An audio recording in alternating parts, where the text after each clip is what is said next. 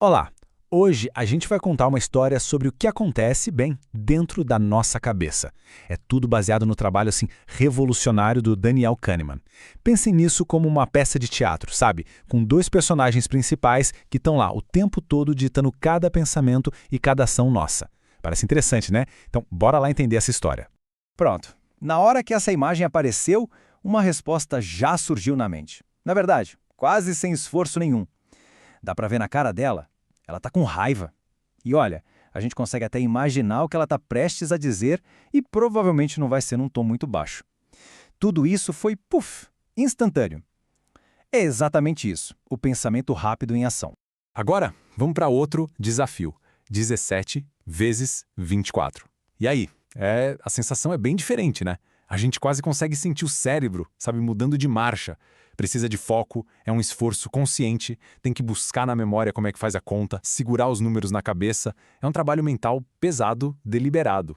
Sentiram a diferença? Essa mudança de marcha, essa diferença que a gente consegue sentir no esforço mental, não é só uma impressão. É justamente o ponto central de um modelo superpoderoso que ajuda a gente a entender como a nossa mente funciona. É a história de dois sistemas. A diferença exata entre o que é automático e o que é pensado, deliberado. Então vamos lá. Vamos conhecer formalmente os dois personagens desse nosso drama mental. O sistema 1 e o sistema 2. Primeiro, o sistema 1. Ele é o pensador rápido, o herói intuitivo e automático da nossa história. É ele que opera no piloto automático, sabe? Lida com tarefas do dia a dia, tipo completar a frase pão com, ou perceber na hora se alguém está falando com um tom meio hostil, ou até dirigir um carro numa rua vazia. A gente não pensa para fazer, simplesmente acontece. E aí a gente tem o sistema 2, o pensador lento. Essa é a parte da gente que a gente identifica como o nosso eu consciente, sabe? O racional. É ele que a gente chama para resolver as paradas mais difíceis, tipo estacionar numa vaga super apertada, ou comparar os prós e contras de duas máquinas de lavar, ou até analisar um argumento lógico para ver se faz sentido. Ele exige atenção, exige esforço. E é aqui que a gente vê a história toda bem definida. De um lado, a gente tem o sistema 1, rápido, automático, intuitivo, quase sem esforço. E do outro, o sistema 2, lento, deliberado, esforçado, lógico. É esse contraste, esse cabo de guerra que é o grande motor da nossa vida mental. E é aqui que vem a grande reviravolta da história, dita pelo próprio Kahneman. Ele diz: embora o sistema 2 acredite que é ele que comanda, o sistema 1 automático é o herói deste livro. O que isso quer dizer? Quer dizer que apesar da gente se identificar totalmente com o nosso pensamento lento, racional do sistema 2, na verdade é o sistema 1, aquele automático e escondido que é o autor secreto da maior parte do que a gente pensa e faz. Isso leva a gente para uma pergunta bem importante. Qual é a relação real entre esses dois? Quem é a estrela e quem é o coadjuvante? Quem está no comando na maior parte do tempo? A verdade é que o sistema 2 é, digamos, um controlador bem preguiçoso. Na maioria das vezes, ele simplesmente aceita o que o sistema 1 sugere sem questionar muito. E sabe por quê? Porque essa divisão de trabalho é super eficiente. Para economizar energia, o nosso pensador esforçado, o sistema 2, fica meio que no modo de baixo consumo e só carimba o que o sistema 1 decide. E olha, na maior parte do tempo, isso funciona que é uma beleza. Só que esse arranjo, tão eficiente, tem um ponto cego. E é um ponto cego perigoso. Ele pode levar a gente a cometer erros. Erros previsíveis, sistemáticos. É o que o Kahneman chama de ilusões cognitivas, ou os truques da nossa própria mente. Olhem bem para essa imagem. É a famosa ilusão de Müller-Lyer. A linha de baixo parece, sem sombra de dúvida, mais longa que a de cima, não parece? É uma certeza quase instantânea. E quem está dizendo isso para a gente? Exato, nosso sistema 1. Pois é, agora vem a revelação. As duas linhas têm exatamente o mesmo comprimento. Pode pegar uma régua e medir. E o mais fascinante, o mais incrível disso tudo, é que mesmo que o nosso sistema 2, o racional, saiba a verdade, ele não consegue desligar a percepção do sistema 1. A gente continua vendo a ilusão. Isso mostra o quão poderoso e autônomo é o sistema 1. Ok, vamos para mais um teste, um enigma clássico.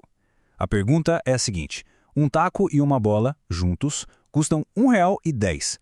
O taco custa R$ 1 a mais do que a bola. A pergunta é, quanto custa a bola? Pensa um pouquinho, deixa a primeira resposta que vier à mente aparecer.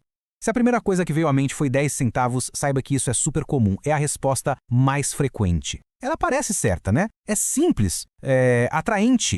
Só que essa é uma pegadinha clássica do sistema 1.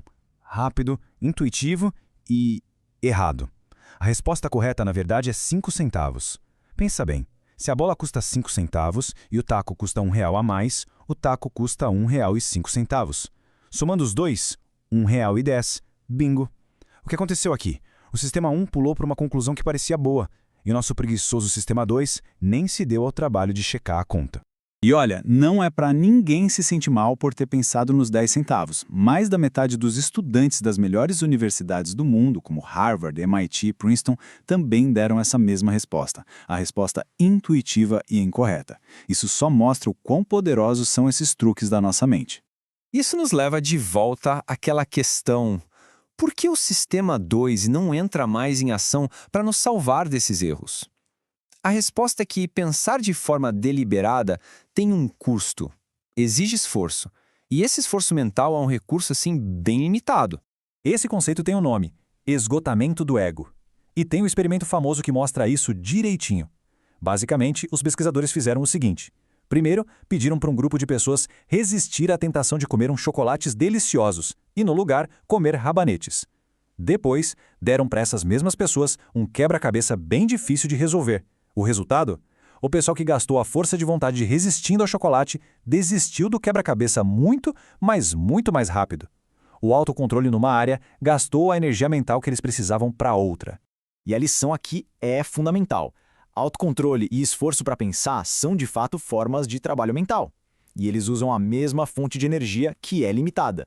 Ou seja, força de vontade não é só uma metáfora, sabe? É um recurso de verdade, que acaba. Quando a gente usa demais para uma coisa, sobra menos energia para pensar de forma crítica ou para se controlar em outra situação.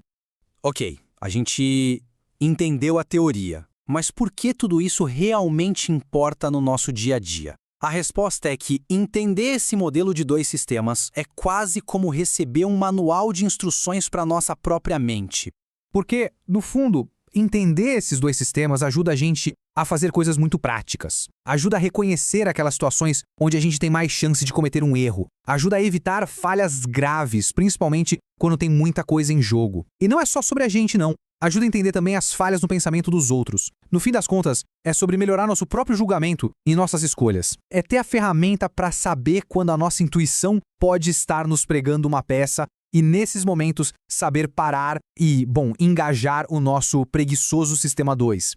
O que nos leva a uma reflexão final, né? Agora que a gente sabe que o verdadeiro herói da nossa história mental pode ser, na verdade, um estranho bem possível, o que a gente faz de diferente com essa informação? Se o principal autor das nossas escolhas é esse sistema automático, rápido e que às vezes está redondamente enganado, como é que a gente pode usar esse conhecimento para navegar melhor pelo mundo e principalmente por dentro das nossas próprias mentes? Fica aí a pergunta.